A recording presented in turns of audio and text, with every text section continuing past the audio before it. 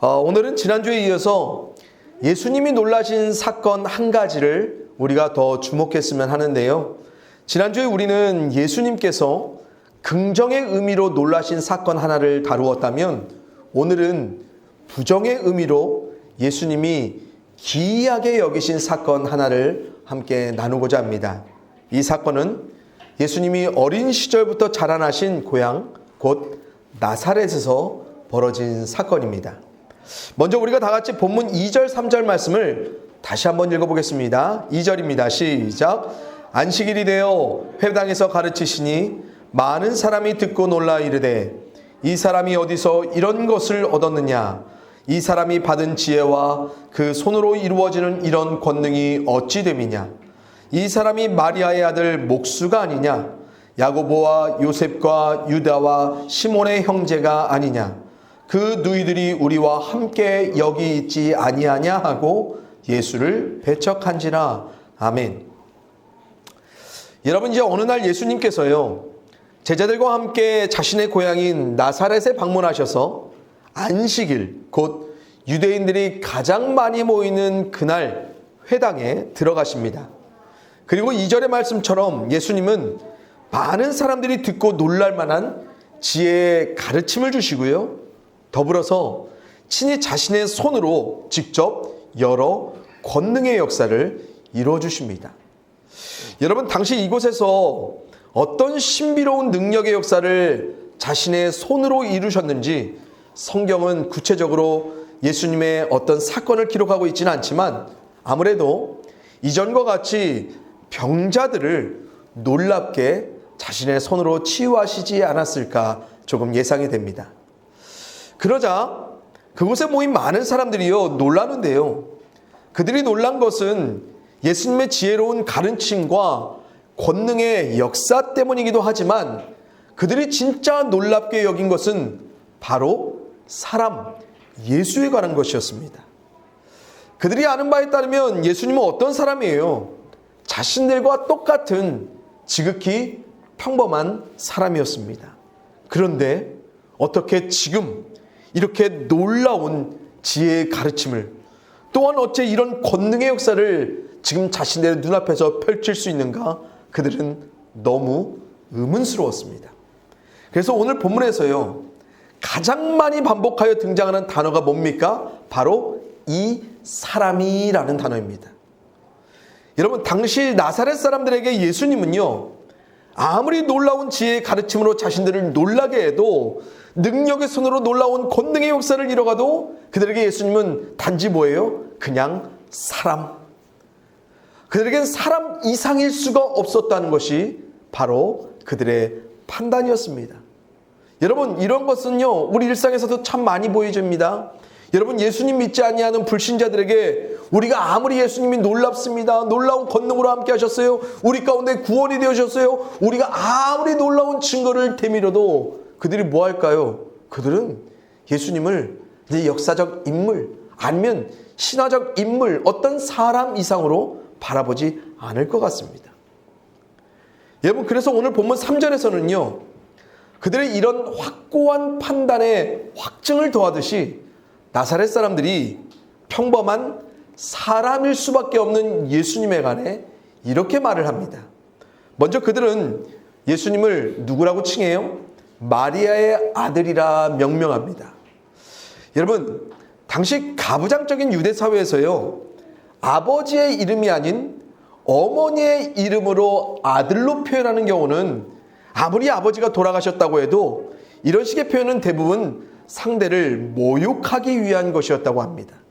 그래서 지금 나사렛 사람들이 마리아의 아들이라 예수님을 명명한 것은 단순한 출생 신분에 관한 사실을 언급하고자 했던 것이 아니고요, 의도적으로 그분의 권위를 무시하며 깎아내리고자 했던 문화적 의도가 있었다는 것을 우리는 발견할 수 있습니다. 왜요? 그들에게 예수는 놀라운 존재, 권능의 역사를 이뤄낸 존재가 아니라 그저 사람처럼 인식하고 싶었기 때문입니다. 또한 나사렛 사람들이 예수님을 재차 뭐라고 말합니까? 예수님을 목수라고 지명하죠. 여러분, 예수님 당시 목수는요, 단지 목재만을 다루는 사람이 아니고요.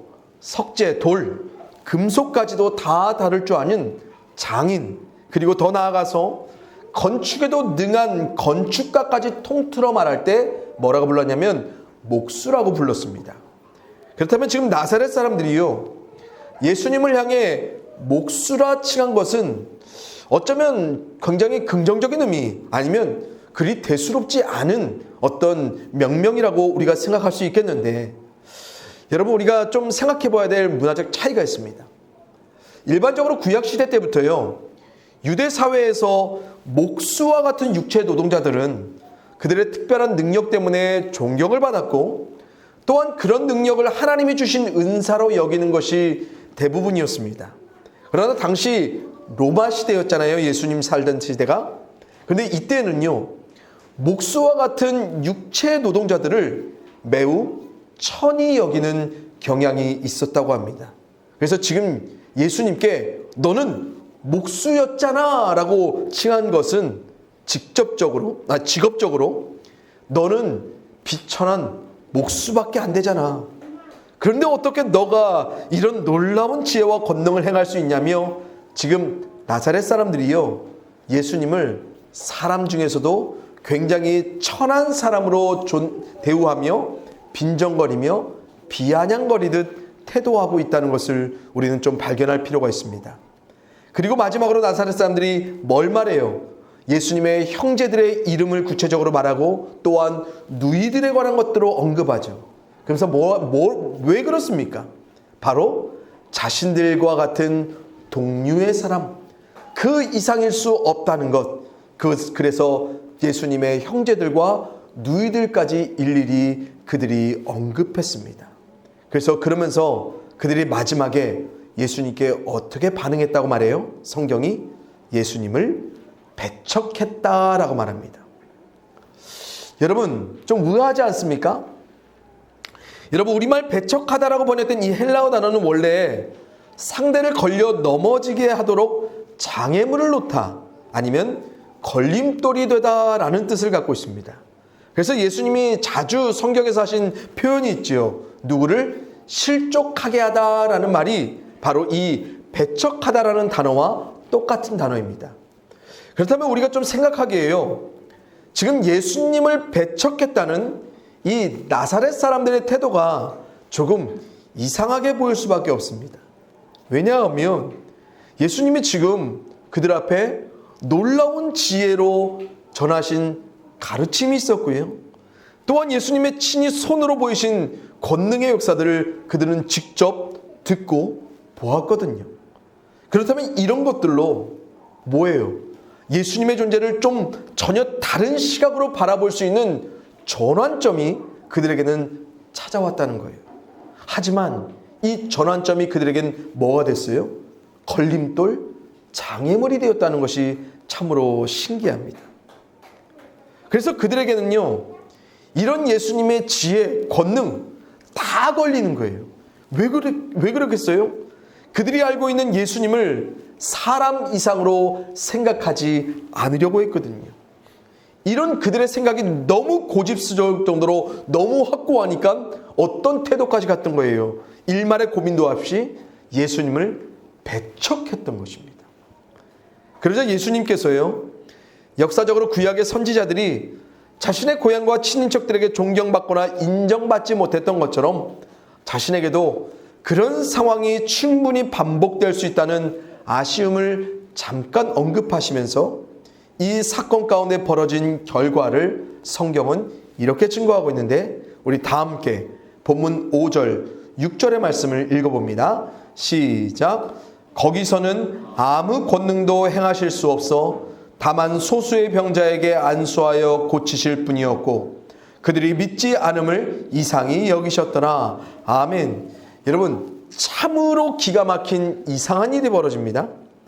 나사렛 사람들이 예수님을 배척했기 때문에 예수님은 거기에서 아무 권능도 더 이상 행하시지 않았습니다. 신기하죠? 자신을 배척하고 자신을 안 믿으면 더 그들을 붙잡아서 더 놀라운 가르침 주고 더 기가 막힌 권능의 역사를 예수님이 일으켜서 그들의 마음을 달래고 그들을 설득해서 예수님 앞으로 오게 할 것 같은데, 예수님은 자신을 믿지 않고 자신을 배척하는 그 사람들에게 더 이상 권능의 역사를 행하시지 않고 떠나가십니다. 그러면서 예수님이 어떻게 생각하세요? 그들이 믿지 않음을 굉장히 이상히 여기시며 나사렛을 후에 떠나십니다. 저는 오늘 우리 성도님들과 함께요, 예수님이 이상히 여기셨던 이 결과된 상황을 좀 또렷하게 주목했으면 좋겠습니다. 성도님들, 오늘 우리 설교 주제가 뭐예요? 예수님을 믿는 우리에게는 벌어지고 있지 않은 이상한 일이 아니라 뭡니까? 우리에게도 벌어지고 있는 이상한 일이라고 제가 주제를 써놨습니다. 그럼 어떤 이상한 일이 벌어지고 있을까요? 우리도 예수님을 더 이상 믿지 않아서 예수님이 아무 권능도 행하시지 않는 삶을 상당히 자주, 아니 때론 매일 그렇게 마주하며 살아가고 있다는 것입니다. 물론 우리는 예수님을 배척하지는 않아요. 그러나 오늘 예수님을 배척하며 무관심한 이 땅의 많은 불신자들과 다를 바 없이 우리들도 예수님을 그렇게 마주하며 살아갈 때가 참 많아요. 그래서 그들에게나 우리에게나 동일한 삶의 결과가 허락되고 있지요. 뭐요? 예수님이 아무 권능도 행하실 수 없는 그 삶이 우리에게 동일하게 결과되더라는 것입니다. 사랑하는 성도님들, 혹시 우리들도 처녀의 몸에서 탄생하신 예수님의 기이한 그 탄생만을 주목할 뿐, 그분의 탄생일에 벌어졌던 놀라운 일들에만 우리가 놀랄 뿐, 우리에게 예수님이 사람 그 이상이 아닐 때가, 아니 우리가 알고 의지하는 사람 그 능력자들보다 훨씬 못 미치는 존재로 관계하며 그분의 놀라운 권능의 역사가 우리의 삶 가운데 아무것도 일어나지 않아도 우리는 아무렇지 않게 그렇게 예수님과 관계하며 살아가고 있는 것은 아닌지, 그렇게 이상하게 살아가고 있는 것은 아닌지 한번 되짚어 봤으면 좋겠습니다. 성도님들 다 아시죠? 우리가 능력자라 여기는 사람이 있다면 우리는 그들의 말을 들어요. 그들이 살아온 삶을 들어가요. 그들이 제시한 삶의 비전을 우리의 삶에 고스란히 담아서 한번 실천해보고 그것을 따라하고자 해요. 노력해요. 수고해요. 그래서 실제로 그들을 찾아가든지 아니면 온갖 매체를 통해 그들의 말을 우리는 수없이 들으며 살아갑니다. 그런데 어때요? 여러분들께 예수님, 여러분의 삶에서 능력자로 살아가는 그 대상들보다 여러분 예수님께로 더 많이 찾아가고 그분께 더 많이 듣고 그분을 능력으로 사모하며 믿음으로 간구하는 삶, 우리의 삶에 진짜로 있습니까? 우리가 이 성탄의 계절에 정말로 완전히 새롭게 일으켜야 될 것이 바로 이 믿음임을 우리 성도님들 다시 한번 기억하시길 바랍니다. 여러분, 예수님을 정말 삶의 온전한 능력으로 삼아갔던 사도 바울이 이런 확신 가운데 우리에게 선포하는데요, 제가 말씀을 읽어드립니다. 먼저 빌립보서 말씀입니다. 내게 능력 주시는 자 안에서 내가 모든 것을 할 수 있느니라. 나의 하나님이 그리스도 예수 안에서 영광 가운데 그 풍성한 대로 너희 모든 것을 채우시리라. 하나님의 약속은 얼마든지 그리스도 안에서 예가 되니 그런즉 그로 말미암아 우리가 아멘하여 하나님께 영광을 돌리게 되느니라. 아멘. 여러분, 사도 바울은요, 자신에게 능력 주실 주님을 믿으면 삶의 일부분이 아니라 모든 것을 할 수 있다 거침없이 선포해 갑니다. 그래서 그는 자신이 믿는 하나님의 예수님 안에서 영광 가운데 풍성한 대로 우리의 삶의 모든 것들을 채우실 것이라 그가 마주한 너희들에게 당당히 선포합니다. 그래서 그는 하나님이 우리에게 약속하신 모든 것은 언제나 얼마든지 예수님 안에서 하나님이 예스로 영광스럽게 응답하실 것을 아멘의 믿음으로 소망하며 기대하며 살아갔습니다. 그래서 우리가 너무나 잘 알고 있죠. 사도 바울이 주님 믿음으로 그분의 권능의 역사를 얼마나 많이 체험하며 얼마나 영광된 삶을 많이 마주하며 살아갔는지 우리는 알고 있습니다. 사랑하는 성도님들, 이런 예수님을 우리가 믿고 사는 겁니다. 이런 예수님이 우리 가운데 탄생하셔서 우리 가운데 살아 역사하고 계신 것입니다. 저는 오늘 이 믿음에 우리 모두가 온전히 아멘으로 화답해 갈 수 있기를 간절히 소원합니다. 그래서 예수님을 믿지 않아 아무 권능도 행하실 수 없는 이 세상 가운데, 여러분, 본문 소수의 병자들은 예수님을 믿어 놀라운 치유를 받았던 것처럼 우리도 이 세상 가운데 이런 소수자로 능력 충만하신 예수님과 아멘의 믿음으로 관계해서 그분으로 말미암을 하나님의 권능의 역사를 삶으로 더욱 풍성히 마주하며 하나님께 영광 올려드리는 삶을 더욱 풍성하게 살아갈 수 있기를 이 시간 주님의 이름으로 간절히 축원을 드립니다. 그래서 오늘 우리 공동체가 이런 의미를 담은 특별한 의식 한 가지를 우리 온 성도님들의 참여로 함께 진행하고자 합니다. 오늘 우리 성도님들께서 교회 예배당에 들어오실 때 돌을 하나씩 받으셨을 거예요. 이 돌은 모양도 무게도 그 성질도 다 제각각입니다. 이 돌은요, 바로 우리를 의미합니다. 또한 우리의 죄를 의미하고요, 또한 우리가 지고 있는 삶의 모든 문제와 무게를 의미하는 것이 오늘 여러분들이 받으신 돌의 의미입니다. 그리고 성도님들, 이 앞을 보시죠. 이 앞에는 빈 구유가 하나 놓여져 있습니다. 이 빈 구유는 가장 비천하게 보잘것없는 구유에서 하나님이신 예수님이 친히 사람이 되어 가장 낮은 곳으로 내려오신 바로 그곳을 상징하고 있습니다.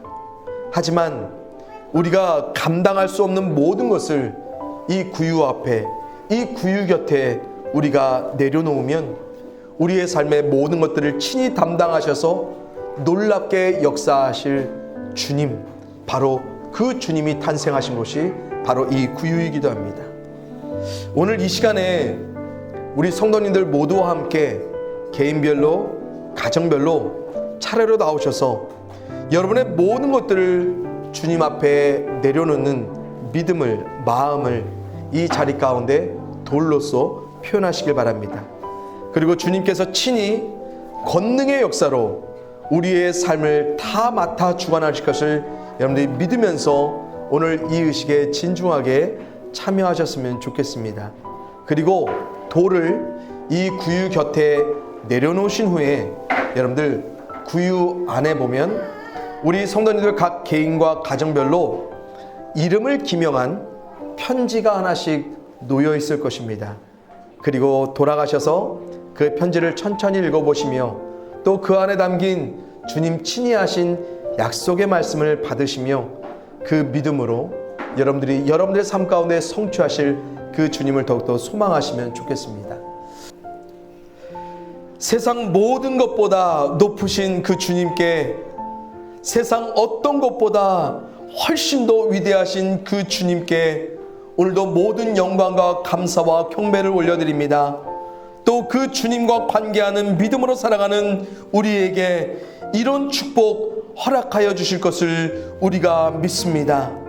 내게 능력 주시는 자 안에서 내가 모든 것들을 할 수 있고, 나의 하나님이 예수 안에서 영광 가운데 풍성한 대로 채워주시는 그 역사가 우리 가운데 예비되어 있고, 그리스도 예수 안에서 얼마든지 예가 되어 주실 그 하나님의 영광된 삶의 역사가 아멘으로 화답해가는 우리의 삶 가운데 예비되어 있음을 믿습니다. 그래서 우리가 예수님을, 그 주님을 멀찍이 삶 가운데 놔둘 수가 없고, 언제나 우리의 영혼 가운데 그 주님의 높고 위대하심을 품고 믿음으로 살아가고자 합니다. 아버지 하나님, 이 믿음으로 살아갈 때 우리 성도님들의 어떠한 삶에서도 주의 권능의 역사가 함께하게 될 줄 믿습니다. 주여, 우리가 믿음 없어 주님으로 말미암을 아무 권능 없는 삶을 살아가지 않도록 인도하여 주시옵소서. 이 성탄의 계절에 이 믿음을 우리 가운데 회복하여 주실 하나님께 감사를 드렸고 사랑과 능력의 이름 예수 그리스도의 이름으로 축복하며 기도합니다. 아멘.